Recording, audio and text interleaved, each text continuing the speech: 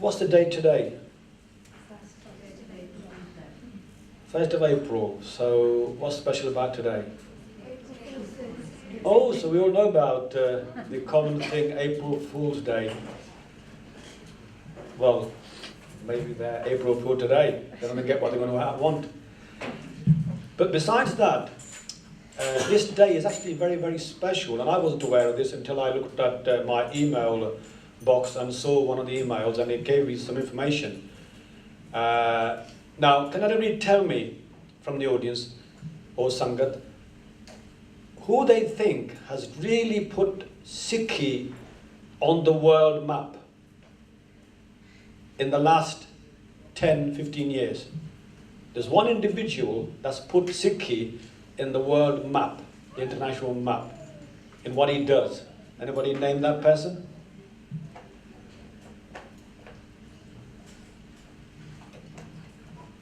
Yes, anybody? I said to my... Sorry, what about the chap who did the signet? No? He might have, but I wasn't thinking of him. I'm sure he's doing a lot of seva, but I don't think he's put himself on the international map. He's put himself on the internet map, yes. But this person has actually had billboards on everywhere near enough showing a Sikh. That's it, Bhai Joginder. And I don't mean the one that was martyred in 78. This is Bhai Joginder who ran marathons for charity. So you ask, what's amazing about that? Well, this Gursikh ran marathons when he was 94. He started, I think, when he was about 80 something, and he retired when he was 94. And today is his birthday, and many happy returns by Joginder because he's 100 today.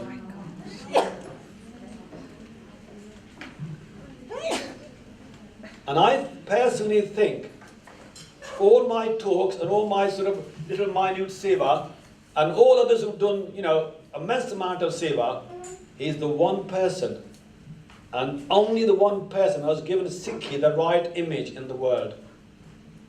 Because we're portrayed around the world as, dare I say it, terrorists.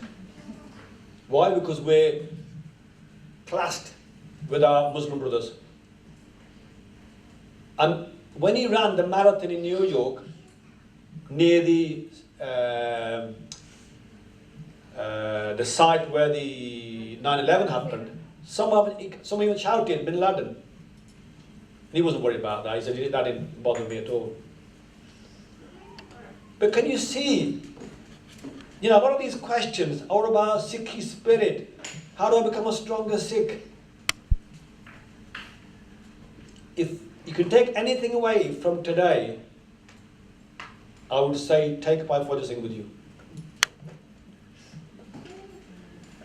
Because to me, he's a perfect ambassador for Sikhi. He doesn't belong to any organization. No, not AKJ, not Taksal, not any Samprada. He belongs to the school of Guru Gobind Singh. Just one school. He belonged to the Sikh of the Gurus. The way he portrays it though, with humility, with grace, and with charitable manners, I think it's a massive lesson for all of us.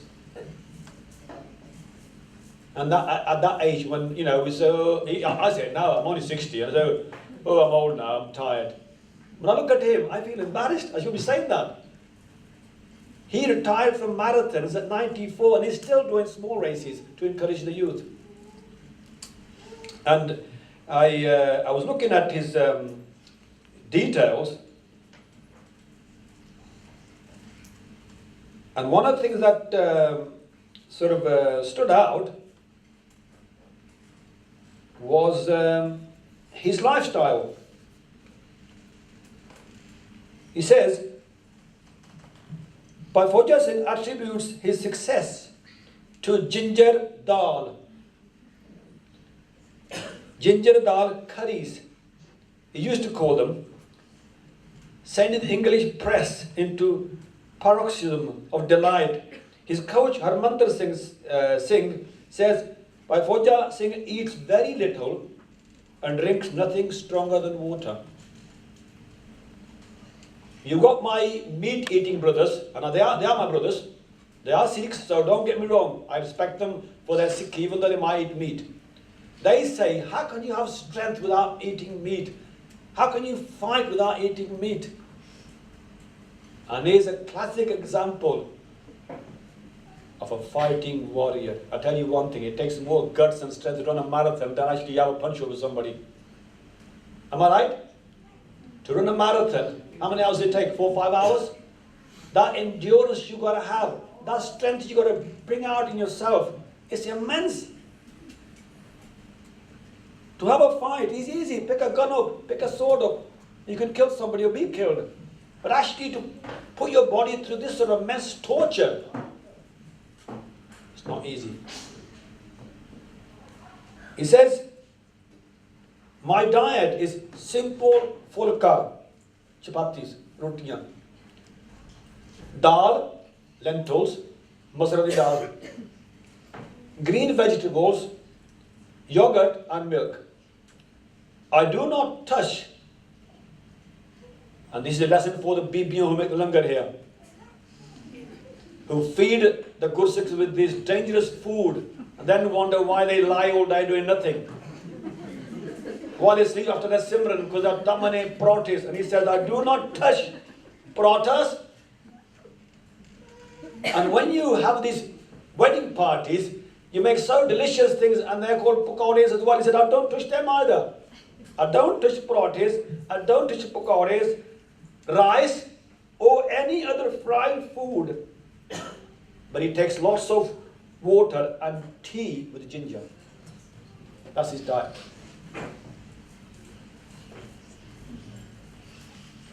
A lot of these questions they've put on this piece of paper, I reckon are answered by Bhai Fauja Singh. Change your lifestyle, change your diet, make your body fit, and your mind will respond. The problem with us is we're unfit both ways. The mind's unfit, and the body's definitely unfit. You've only got to look at the sort of medical reports that most illnesses are on the increase. Diabetes, blood pressure, heart problems, they're on the increase. And they all put them down to bad diets. Now you might say, hey, we haven't come for a diet lesson here, we've come to learn about Sikhi. But if you go back to your roots, you go back to Guruji's times, bodily fitness was just as important as mind fitness. Guru Amar Das Ji, he served Guru Angad Dev Ji for nearly 12 years. Hardly ever slept. Seva night and day. How can a 62-year-old or 70-year-old person do that sort of seva? You need immense strength, don't you? You need a fit body. Look at the Gursikhs in Guru Hargobind Sahib's time with 4 battles. You have a fit body. Now don't get me wrong, I'm not saying I'm fit. I'm just as guilty as any one of you. But I'm saying if we can learn something from this day when Bhai Fauja Singh is 100, and maybe may he live much, much longer, is one thing that we should at least try to become fit. And that starts with diet. No, I'm going to stand here and say, thou shalt not eat that, thou shalt not eat that. But it's a good guide from Bhai Fauja Singh that there are certain foods that don't do your health much good.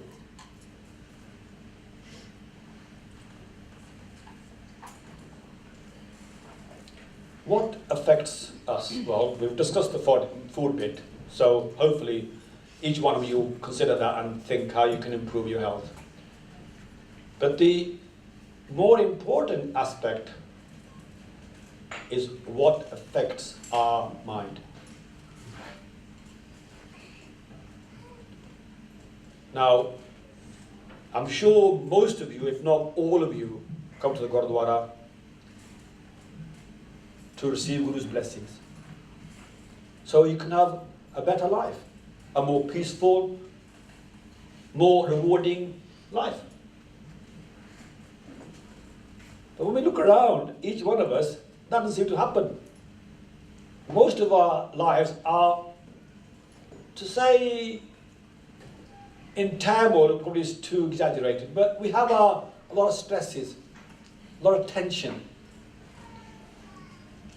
And other schools of thought that don't follow the Guru Nanak's school of thought or the Guru's method, they have adopted stress relieving methods like yoga, like meditation in their sort of way, and they seem to work to a certain degree in relieving stress. But when I look around our Gursikh brothers and sisters, they seem to be more stressed out than most people. And I wonder then, have we actually understood the Guru's path? Have we actually bothered to actually study what Guruji was given us? Do we actually bother to ask Guruji, listen to Guruji, then try to understand Guruji? Now, I'm sure that what I've been saying so far, most of you understood what I've said. Am I right? Is anybody who not understood what I've said? Besides the children, I don't expect them to understand every word. But now, I'm going to quote Gurbani. The precious word that Guruji has given us.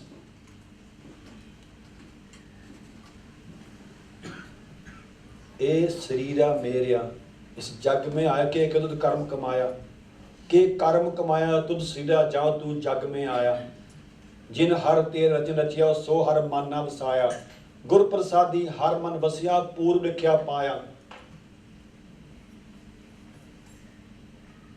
कहे नानक एव शरीर प्रवान हुआ जिन सतगुर स्यों चित लाया. Now all those Gursikh Veers and sisters who do their Nitnem as Ananda Sahib as well, full Ananda Sahib, they will know this body. And those that count the body will know it's the 35th body of Ananda Sahib.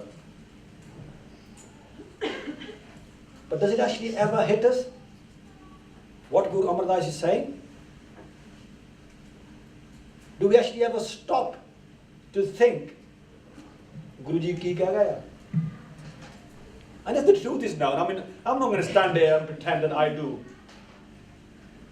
Don't go away from here thinking that I am practicing what I'm saying, because that's the difficult bit. I'm just here to mention a few things that might help you and me at the same time. It's a collective progress. It's not me lecturing you. I want each one of us, even me, to think, where do I stand? And the irony is, the simple reason for that is that the language has changed. Over the 500 years that Sikhism is in existence, language has changed. And the language of Gurbani is not that easy to understand. We have taken the easy option. And what's that? We don't mind reading it, we don't mind singing it, we don't mind listening to it. But when it comes to understanding it, Bhai Sahib ji, ede arth kar diyo. Can you tell us the meaning of that shabd? So Bhai Sahib now has the license. He has a monopoly. Baba ji, tusi ede arth kar diyo. So Baba ji given a monopoly as well. Gurmukh ji, tusi ede arth kar diyo. So what do? We rely on individuals or organizations to give us the meaning of the Guru's word. So we've now created a go-between between us and the Guru.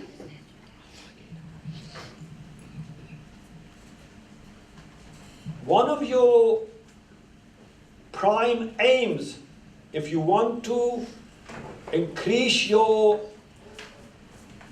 love for Guruji, if you want to decrease, shorten the distance between you and Guruji, is to try to understand what Guruji is saying. And there's no easy answer other than taking the time out and reading Gurbani translations.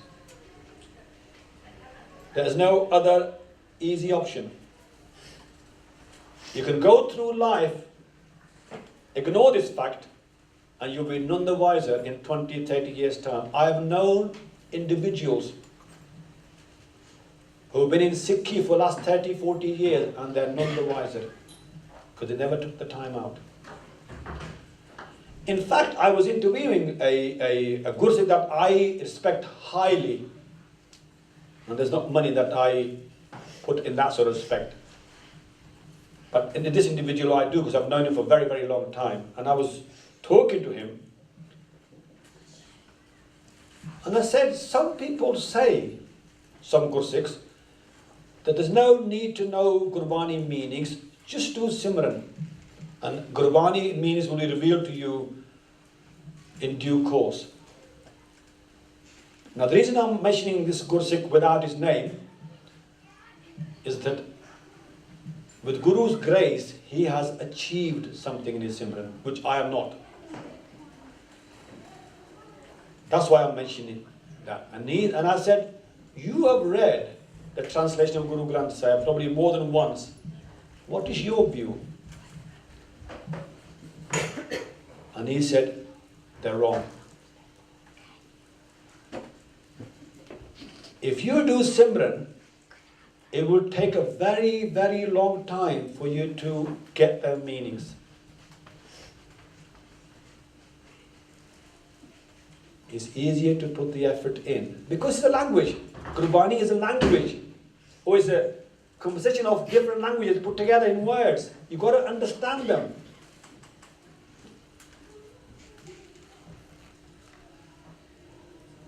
If you don't understand, then the chances are that somebody who translates it for you, he might misquote,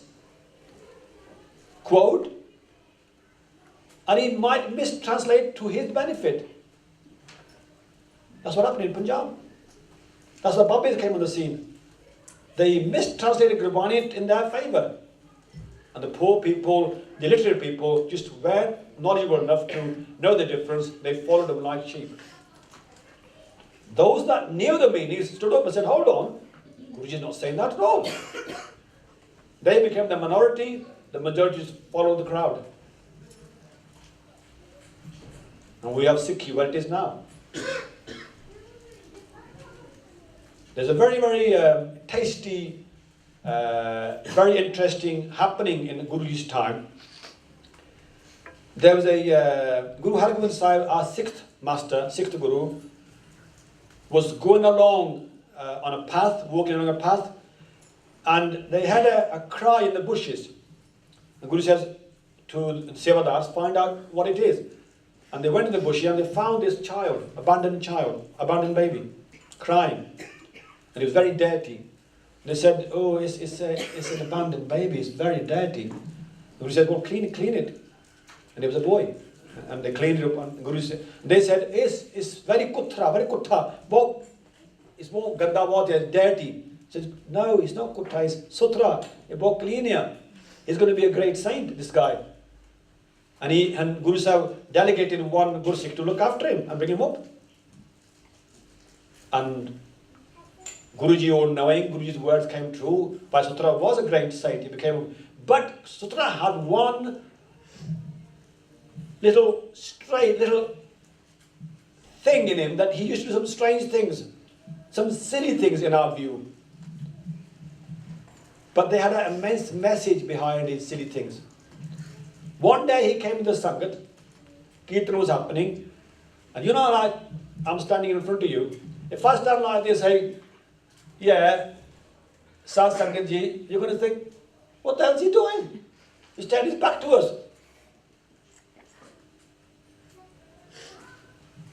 It's disrespect, isn't it? Not respectful, turning your back to people who you're talking to.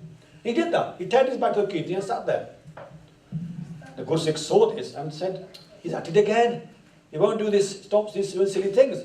So they complained to Guruji. He said, you keep saying Bhai Sutra is a great saint. Oh, look what he's doing. He's disrespecting the Kirtaniya. And when Guruji summoned Bhai Sutra, and the Gursikhs put their complaint forward, Guruji said, what's your answer, Bhai Sutra? He said, Guru Sahib, what can I say? They're right. I did do that. He said, well, why did you do that? It's disrespectful to the Kirtaniya. You can't do that. Turn your back to somebody singing Gurbani. He said, Guru Sahib, when I was sitting there listening to Gurbani, the Guru's word really hit me on the face because I wasn't doing what Guru was saying. And I was getting so many slaps on my face as a punishment for not doing what Guru was saying. I turned my back to see the slaps. He said, I don't know how your Gursikhs can stand over these slaps. They must be really powerful. And the Gursikhs looked. We never thought of that Gurbani was slapping us. He said, I was not doing what the Gurbani was saying, what you were saying, Guru's word was saying, and I felt it was slapping me, and I couldn't take it anymore, so I turned my back to see the slaps on my back. How many of us sit there, listen to the Guru's words, or sit at home, reciting our Netanem, or other part, and we just ignore what Guru is saying? Time passed by. One time he came with the Sangat and he swore. He swore at the Sangat and walked out. And the Gursikh thought, he ain't going to stop. We're going to complain again. So they complained to Guruji again. Said, look, he's acted again. So what's he doing now? He swore at the Sangat. So Guru Sahib summoned him. Pastora, why did you swear at the Sangat? And Pastora said, can they tell what I said? Can the Gursikhs tell what I said? He says, of course we can. We know what you said. It was rude. It was nasty. You shouldn't have done it. So you can remember what I said. He says, yeah, we can repeat what you said if Guru allows it. He said, ah. He says, what was happening then? He says, Kirtan was going on. And you were nasty, you were respectable, you broke us attention. Oh, he says, so can one of you tell us what Shabd was being sung at that time? Can one of you remember what Shabd was being sung? When Guru looked at his Gursikhs, they all put their head down. Can't remember. Can't remember the Shabd. We heard his swear words. Remember them, but can't remember the Shabd. And we might laugh at this because it's a bit of a joke, isn't it, really? But there's a deep message here. We're too, what's the word I'm looking for? We're too stuck up in our little nitty things. The bigger picture has gone out of our mind. And I hope with today's session, you might become aware of the bigger picture. Sometimes our mind can get stuck with little things. Oh yeah, they're on the questions, the little things. We'll deal with them later. I call little things, but some they're very big things, but to me they're little things that really matter. And we say, okay, that's Bhai Sutra. Did Guruji do anything like that? Can anybody tell me did Guruji do anything like that? That actually gave us a message, a very strong message to awaken us. Anybody? Did Guruji, any one of the Gurus do anything like that? Anybody? Well, our first Guru, Guru Nanak Dev Ji, did a wonderful thing. When he came out of the river after 3 days, what did he say? No Hindu, no Musliman. And when the Hindus heard that, they said he's gone mad. He's born in a Hindu family. How can he say there's no Hindus? There's a whole village full of Hindus. But they couldn't do anything about it because they had no power. And when the Muslims heard that, they said, how dare he say that? We're in charge. We're the rulers. They complained to the governor of Sultanpur. And he was summoned. He said, why are you saying this? There's no Hindus, no Muslims. And Guru said, because there isn't any true Hindus and true Muslims.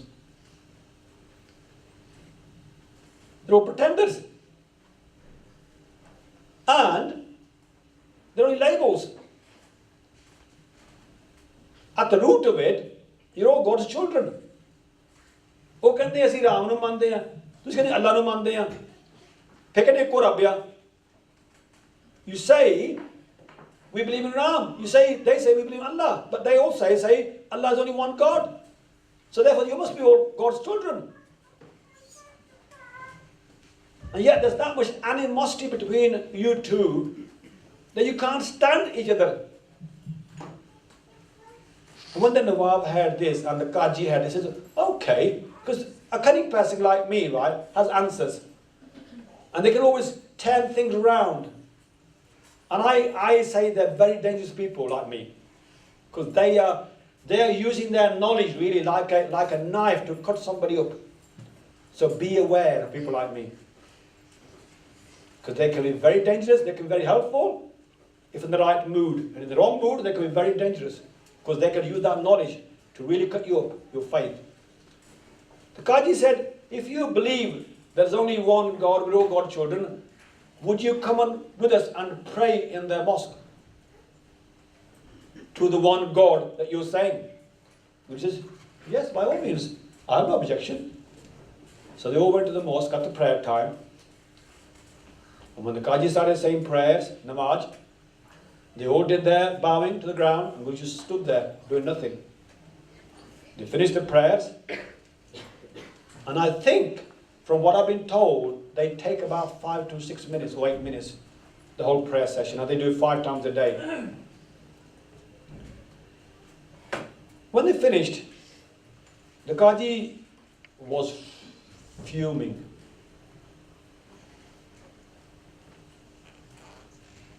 He was angry. You know, sometimes when we do our part, and one of our children is messing about, and we sort of try to do part and then messing about and say, oh, get hold of him.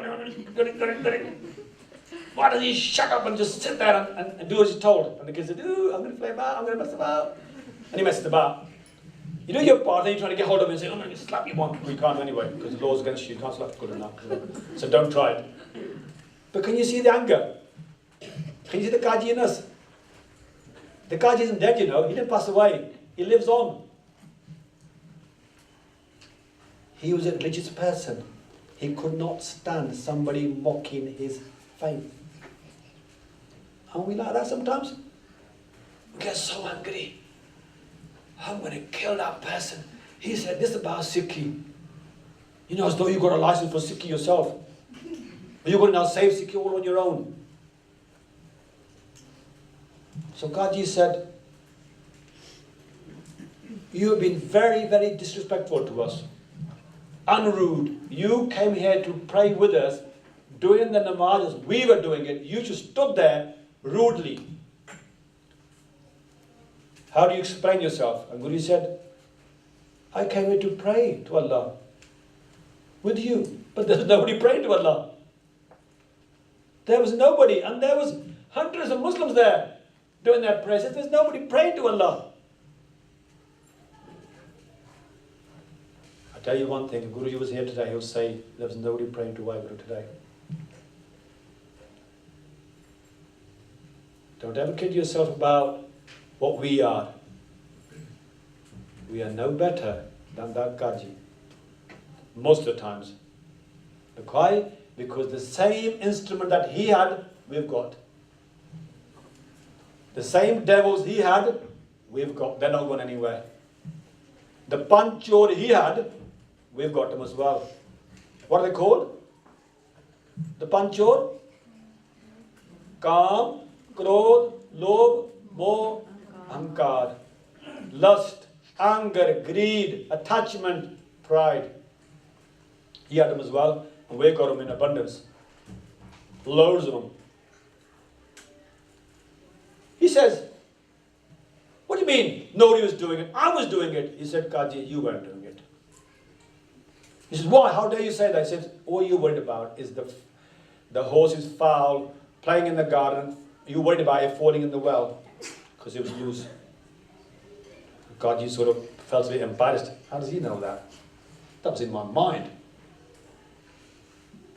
And being cunning like me, he was turning the questions. Oh, okay, fair enough. What about Nawab? He was doing it. You could have joined in. Instead of being repentful and saying, oh, great Guruji, please forgive me for my sin. I was doing that.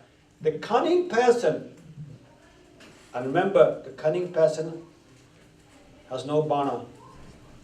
He can have a Sikhi bana, he can have an Islamic bana, he can have a Hindu bana, he can have a Jew bana, he can have a Christian bana. The cunning person is inside, he's not outside. So you never see him until he acts. He said, okay, no, I was doing it, he's got to live with him. And Guru says, no, he wasn't doing it either. He was buying horses in Kabul. Now we all had this story, probably many, many times. And we're saying, oh, our great Guruji, he showed them how great he was. No, he didn't. He showed them how stupid we are. That this thing will carry on until the human person realizes where he is, where he needs to get to. That's why we are where we are today. Because we read these stories and then leave them. We never take the moral from the story. And then Nawab realized that he begged Guru's forgiveness because he was a wise person. He realized that Guruji was no ordinary person.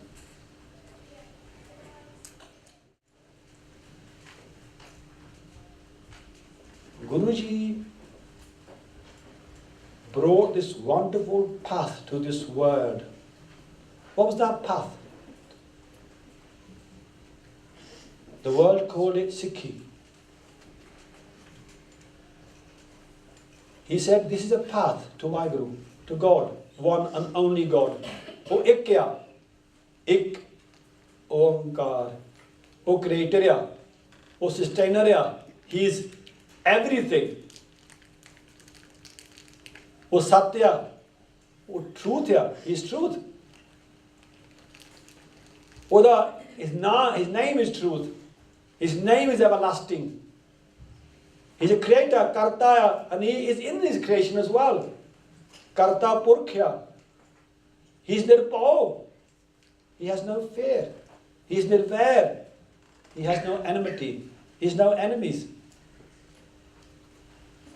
O Akal Murtya. He is beyond time. His form is beyond time. That's why we can't see him. O Junna to rehte, Junniya. O Sahib apne aap da prakashavan hoya. Now that sort of description was never been put before the world. Through Prabhakata, how do we realize Vaheguru, God? Guru says, Gur Prasad, with the Guru's grace.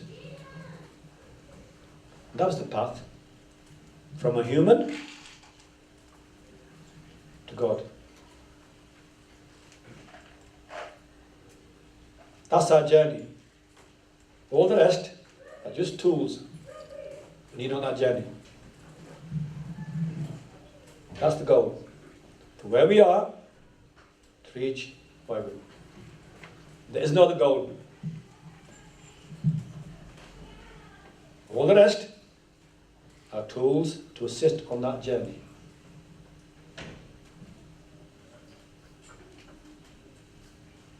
Now bear that in mind when we get to the questions. And you'll see the questions become very minor then. They're not that important.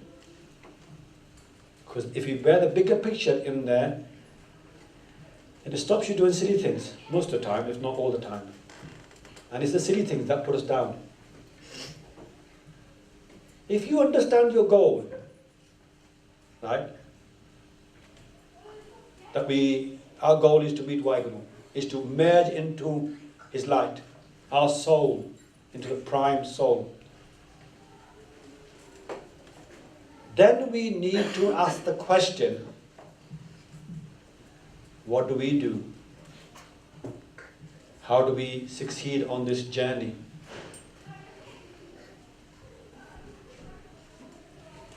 What stops us succeeding on this journey?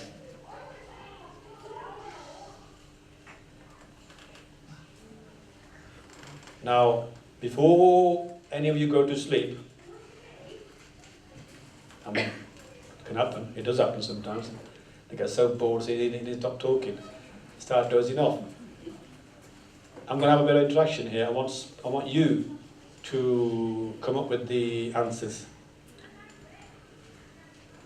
What in your view is we should definitely do to assist on this journey of merging our soul with Vaheguru?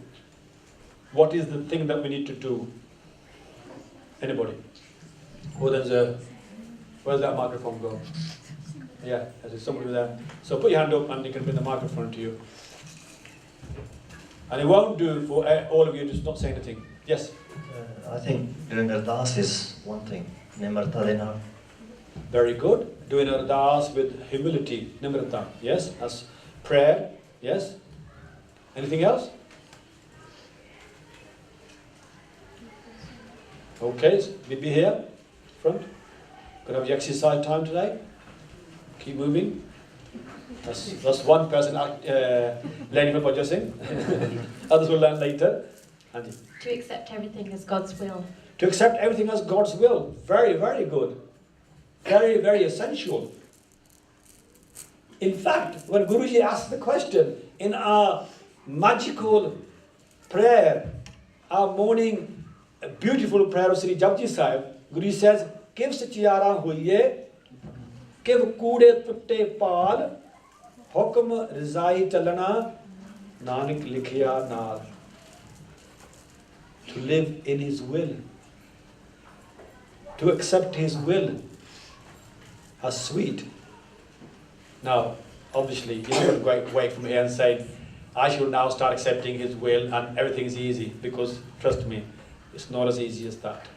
But even knowing it is a help. Anybody else? Oh, there's a lot more yet. We're not finished yet. No, I'm not going to finish like that. I'm going to stop like that. Come on, we have more answers. There's a lot of learned individuals in the Sangha that I can see that, so there's no good them staying quiet. Hands up, come on. Come on, be brave. Yeah, yes. Always trying to help other people. Always trying to help people, yes. Paropkar, an essential quality. Paropkar, yes. Anybody else? Benji there? Yes, it's your extra time. Down there. Front, yeah.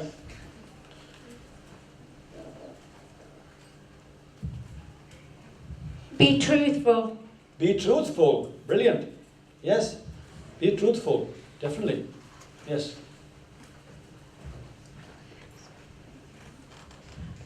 Choose the right sangat. Choose the right sangat. The company you keep. The wrong company can do immense damage. Good company can do immense satisfaction and take you forward. Yes. Live a simple life. Live a simple life. Can you expand on that? Diet, what we expect from life, what our expectations are in terms of Maya, materialistic things. Would you like to give an example? In terms of simplicity, you've done a general thing, but Yeah. anything in particular? No, I just meant nowadays life seems to be very complicated, food's very complicated, what people expect and desire, Okay. and we forget the true essence of what we're really here for. So if you go back down to simple living, you tend to be a lot happier, Would rather anyone- than looking yes. at the neighbours. Does anyone disagree with what maybe you're saying? Yeah. Yes? You disagree with or agree? Agree, or so you disagree. Okay. Anybody else? Anybody else? Yes. Maybe you there? Be an individual and don't follow people, so that if you have your own views and opinions, which obviously clash with society as we're living today, that you don't feel scared to speak them out.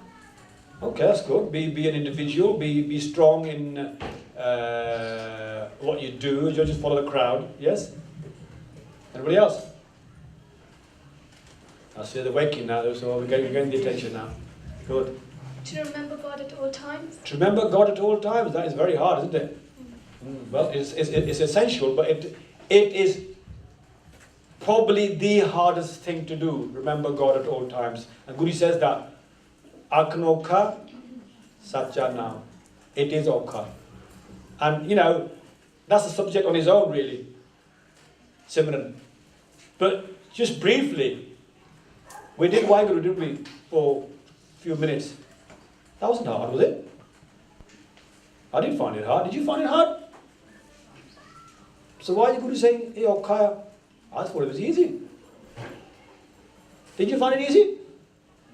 So where's the Okha bit? Anybody? Where's the Okha bit? Again, maybe... Your mind wanders off, that's the problem, isn't it? The silly mind again, it wanders off, it doesn't want to stay there. And I say this, think of yourselves as a dual personality. There's two of you now, well there might be more than two actually, but let's just, for simplicity, just have two of you. There's one of you who thinks it's part-time, someone do part. Then the other one says, you can do part, I'm going. And you say, where you come from? Oh, I've always been there, but now you're doing something I don't want to do. I'm just going. And you think, never seen you before. You realise I'm still here. I'll come back when you finish what you're doing. So you do your part, and you do your ardas, and then think, by God, when I started my part, where was I? I finished it. He says, oh, I'm back. Where you been? He says, don't you worry about I've been. Have you done your little chore? Did your ardas? Good. Be happy now. And we continue like that. The other person's never there. Well, the truth is, if he isn't there, what you're doing isn't really going to be fully fruitful. Notice my words. I didn't say not fruitful. I said fully fruitful. Part is always fruitful, whether he's there or not, but not fully fruitful. Until he's there, till that dual personality becomes one, ek chit, ek man. Until you have two minds, right, you won't have full benefit. So you come here in the Sangat, right, you're sitting there listening to Kirtan, he's gone off again. He doesn't really care, he's got better things to do. And the annoying thing is, there isn't much you can do about it. You know why? Because we created him. There's nobody else guilty of this. We are our own victims. We created the other personality. We love Bhangra music. We love pop music. We love our movies. We love our soap operas. We love our dramas. And then when we sit to do some concentration, some meditation, the creature we've created says, hey, I don't like that. Hurry up. Well, EastEnders coming in about 10 minutes. Do your errors in 10 minutes. So you're rushing away saying, okay, it's nearly time, I'll finish it quick. And then he's happy again because you put your EastEnders on, or whatever you watch. But once you're doing part, he's not happy because we created him that way. And when youngsters ask me how we can get near to Guruji, how can we actually take more benefit from our Simran part, I say, well, you won't while that creature's there. Until you tame that bear, he won't let you have any benefit in a big way.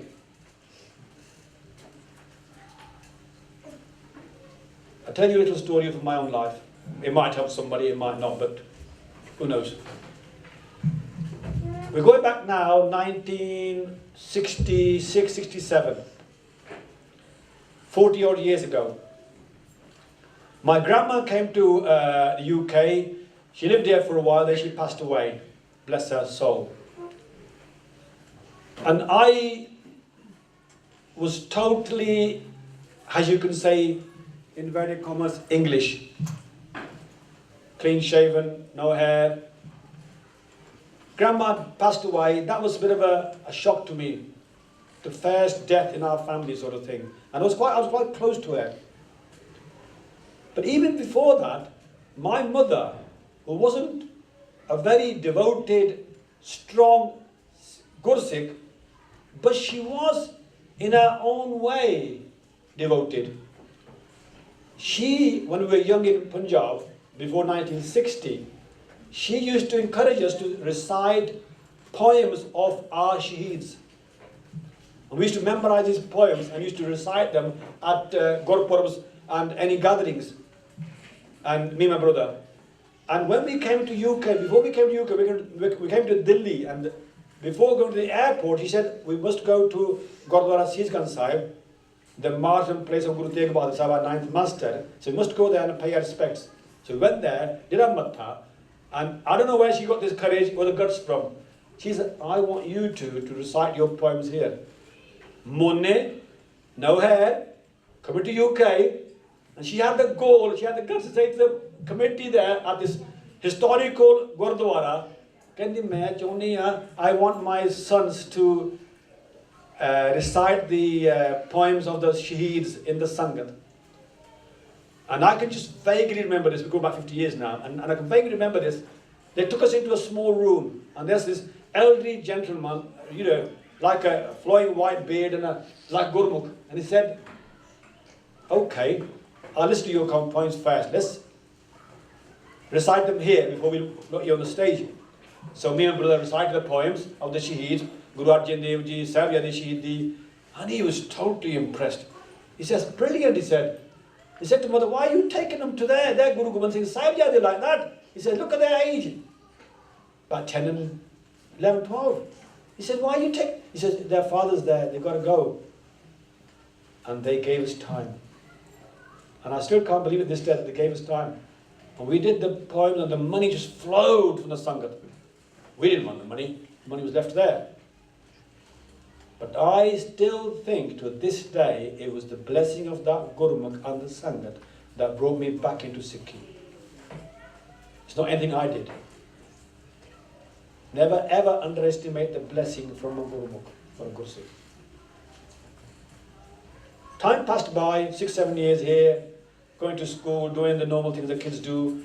Grandma passes away. We suddenly start going to the Gurdwara. Every Sunday we used to go to Gurdwara. And they were all Monday then. You know, we clean shaven. I don't like the word Monday really, you know, but it's a word we created now. But they had some devotion. And in those days, to make a Gurdwara ride was a sacrifice because of earning peanuts in those days. You know, £10 a week, £15 a week. To collect money to buy a building, to make Gurdwara, it was a sacrifice. Nowadays, they say, what do they do? Wrong. Have respect for your elders. They did a lot. They brought you here, this country. They gave you this good life. Be thankful for your elders. However bad or good they are, never ever be ungrateful to their sacrifices. My father worked in a foundry for 40 odd years. I shall never forget the hard labor he did. So we started going to the Gurdwara, and one year me and my friend went to London to sightseeing, and then I wanted to go to a town called Grays near Gravesend, and there one of our relatives had a turban on his top of his cover. He was a Gursikh, he used to wear a turban, but he used to wear it in a sort of made-up style, like a hat, just sort of put on his head. And I said, "Oh, I like that. What you got there? Can I have it? Can I have it?" He said, "Yeah, of course you can have it." He gave me this turban, like a hat. But it was a start. He just tied it up and made it up. I guess you could take it on. So he gave it to me, and I thought, "Oh, this feels great." So I put it on my head, and there I was walking along in London with the star on my head. And my mate saying, "Well, what are you doing there?" You know, he wasn't too happy because he said, "Nah, don't you worry." And so he came back to Leicester and all that. And every weekend, when he used to go to I used to wear this. And of course, as time went by, it got dirty. I didn't know how to tie a turban. And it was getting dirty. I thought, what do I do now? I can't keep wearing this. It's getting dirty every week. And I don't know what happened, but then I decided to keep hair. And but at the same time, we started doing seva in the Gurdwara, got more involved with the seva at the Gurdwara. But one of the things that Guruji blessed me with was the thirst for knowledge. I went into the small library in the Gurdwara, they had a cupboard with books in. And I would take a book out, take it and read it. Bring it back, another book out, read it. Take it. And that's how it started. And if anybody wants to know how to build their Sikhi, I say, read, read, read. Gurbani meanings, the lives of great saints. Don't read rubbish. And it will be immensely powerful for your mind because it will stabilize it. Now when somebody comes along and says, this is this, I say, I know where you're coming from. I've read it before. I know who said that. And they think, you can't affect him, come where? He knows too much. And why should you? Why should a Gursikh be illiterate? If you can do a BA, a degree, in a worldly education, you do a PhD, why shouldn't you be fully knowledgeable about your religion? The Christians are, the Muslims are, and the Hindus are. Why is it that when it comes to Sikhs, only a small percentage is aware of their history? Only a small percentage. I would say probably 5%. The rest rely on others to give them knowledge. That can't be right. That cannot be right. And only we are to blame for that because we do not take the time out. That journey started from that day in 1969 and it's carried on till today. I still read. Still haven't stopped. Now, I'm not saying I've achieved anything. Don't get me wrong. Simran is more powerful than reading. Kirtan is more powerful than reading. Part is more powerful than reading. But if the other person is away, if the double personality is away, then it's not so powerful. And the nature of the other person, the other personality is, it likes simple words. It likes things they can understand. Duja manjada, it wants things they can understand. That's why they can watch a movie for 3 hours, because you can understand what's happening. It likes that. We've got to change that. I had some friends who I used to go out with, to pub, to wherever, right? For a couple of years, then everything changed. Met the same person 20 odd years later. He says, long time no see. I says, yeah, long time no see. He says, tu ki bad gaya? I said, well, Guru Ji Kirpa. He was still the same. Poor soul. You automatically change your sangat. If you don't change your sangat, you can't change. Because sangat will drag you back to where they are. If you don't change your sangat, you're not going to change. The appearance alone will not change you. The appearance is telling you, hey, you do not go in that sangat. Now my missus is going to get upset with this, so I'm going to say it anyway. When my marriage happened,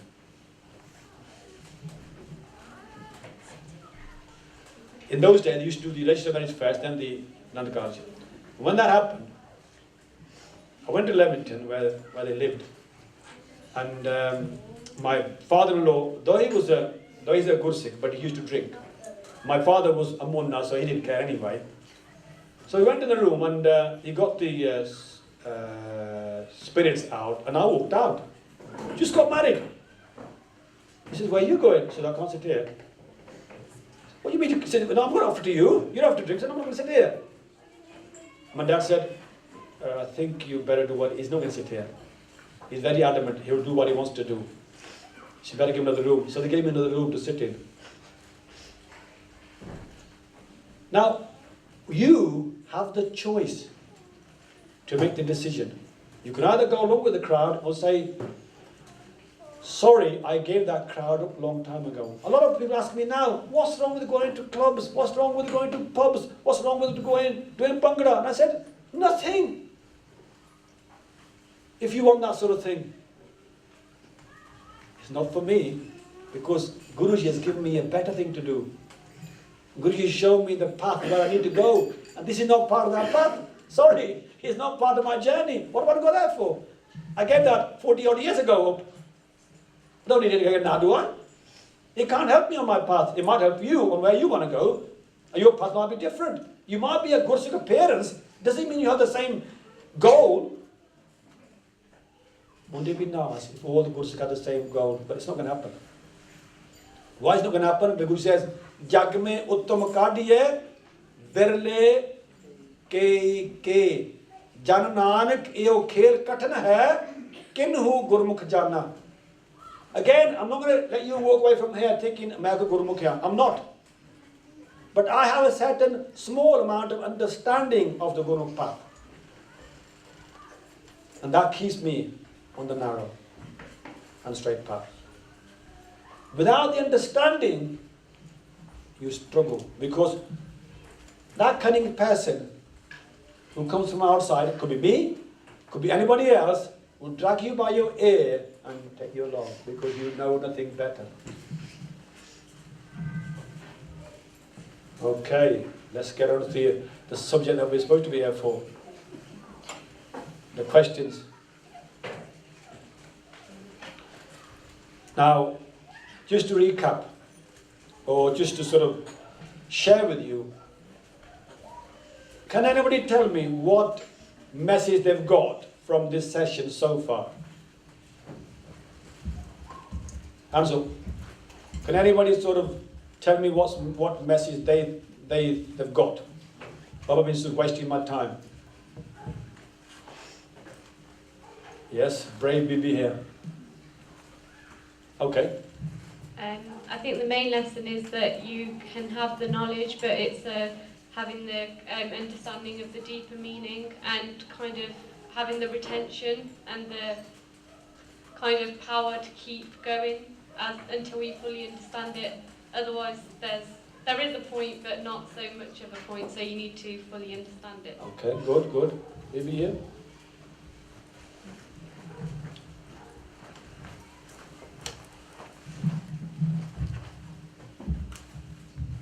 That it's all right to read translations of Gurbani. I always felt like I was selling out and not perhaps doing the right thing, but Okay. now I see it's okay. Good. Anybody else?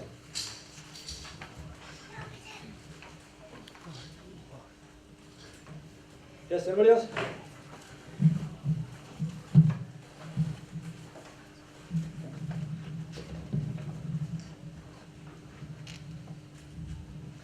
Nobody?